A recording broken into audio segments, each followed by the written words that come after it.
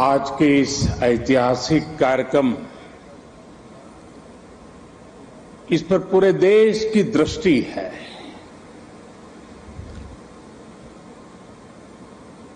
सभी देशवासी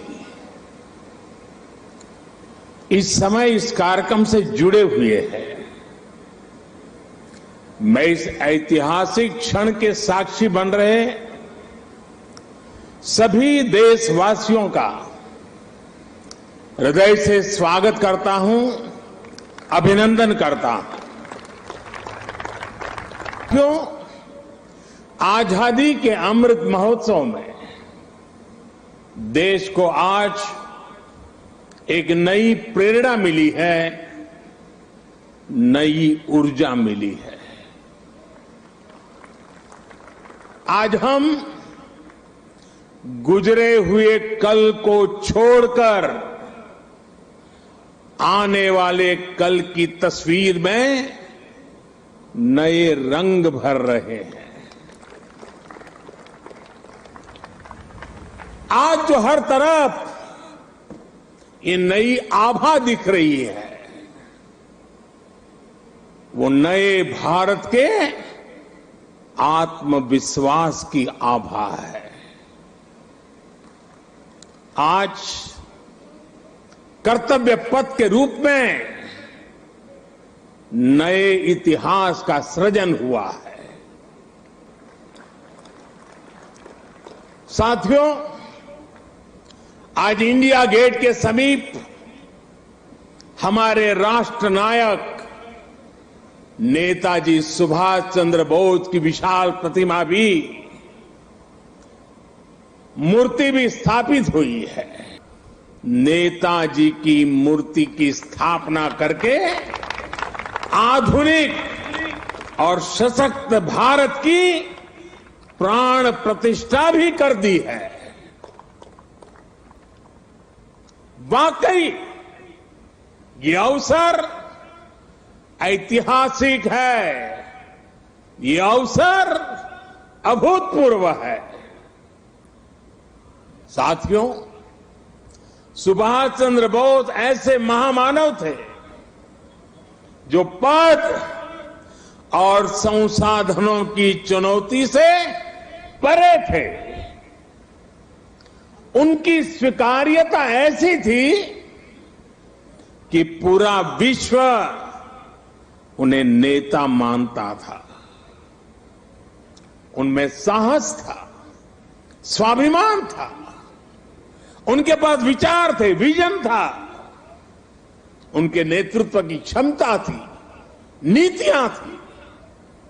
नेताजी सुभाष कहा करते थे, भारत वो देश नहीं जो अपने गौरवमयी इतिहास को भुला दे।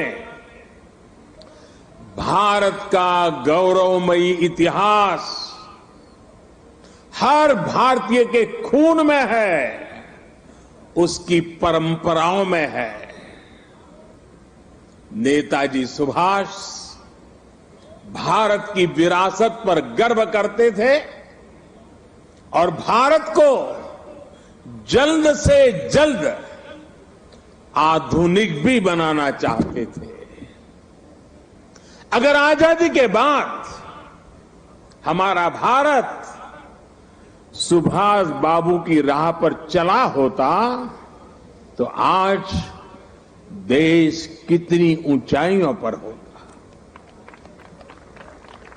लेकिन दुर्भाग्य से आजादी के बाद हमारे इस महान नायक को भुला दिया गया।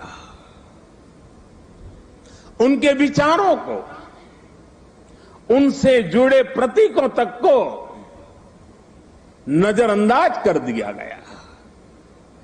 सुभाष बाबू के 125वें जयंती वर्ष के आयोजन के अवसर पर मुझे कोलकाता में उनके घर जाने का सौभाग्य मिला था।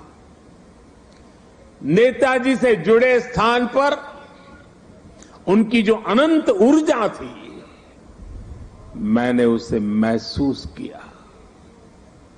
आज देश का प्रयास है कि नेताजी की वो ऊर्जा देश का पथ प्रदर्शन करे। कर्तव्य पथ पर नेताजी की प्रतिभा इसका माध्यम बनेगी।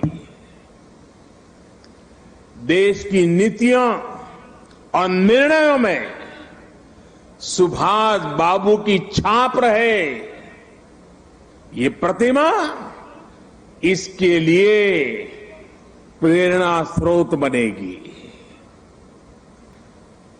नेताजी सुभाष अखंड भारत के पहले प्रधान थे जिन्होंने 1947 से भी पहले अंडमान को आजाद कराकर तिरंगा फहराया था।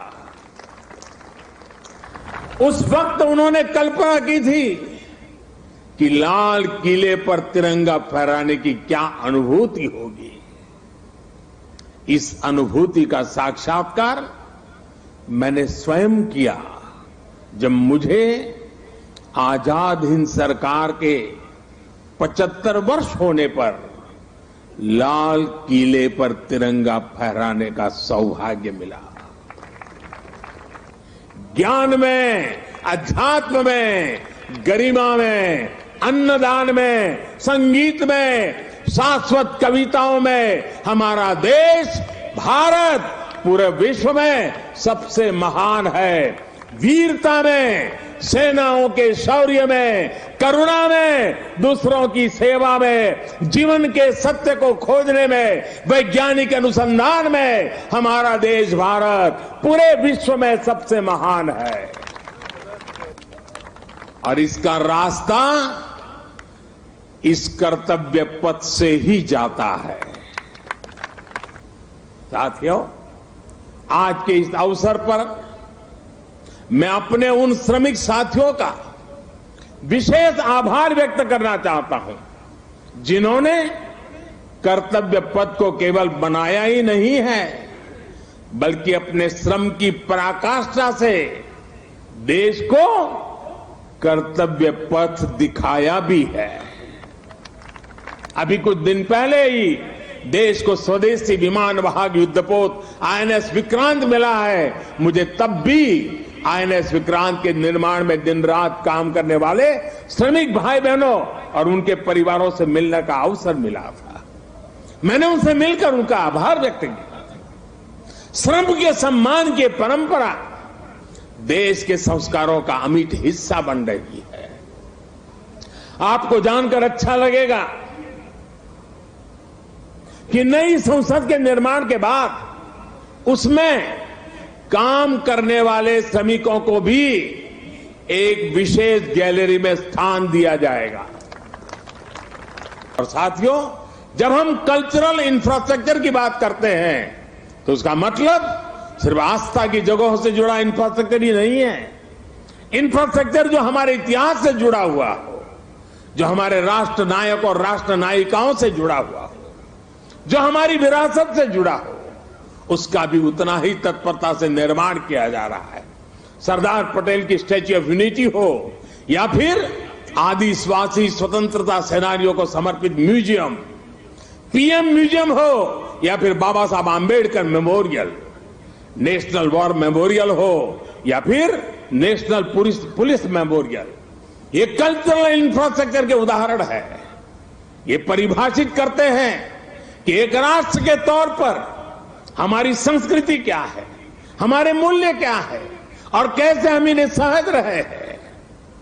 एक आकांक्षी Bharat social infrastructure, transport infrastructure, digital infrastructure के साथ ही कल्चरल इंफ्रास्ट्रक्चर को गति देते हुए तेज प्रगति कर सकता है। मुझे खुशी है कि आज कर्तव्य पथ के रूप में देश को कल्चरल इंफ्रास्ट्रक्चर का एक और बेहतरीन उदाहरण मिल रहा है।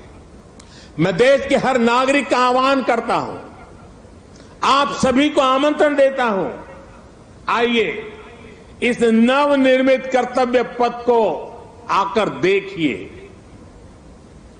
इस निर्माण में आपको भविष्य का भारत नजर आएगा। मुझे विश्वास है कर्तव्य पथ की ये प्रेरणा देश में कर्तव्य बोध का जो प्रवाह पैदा करेगी, ये प्रवाह ही हमें नए और विकसित भारत के संकल्प की सिद्धि तक लेकर जाएगा। इसी विश्वास के साथ आप सभी का एक बार फिर बहुत बहुत धन्यवाद करता हूं।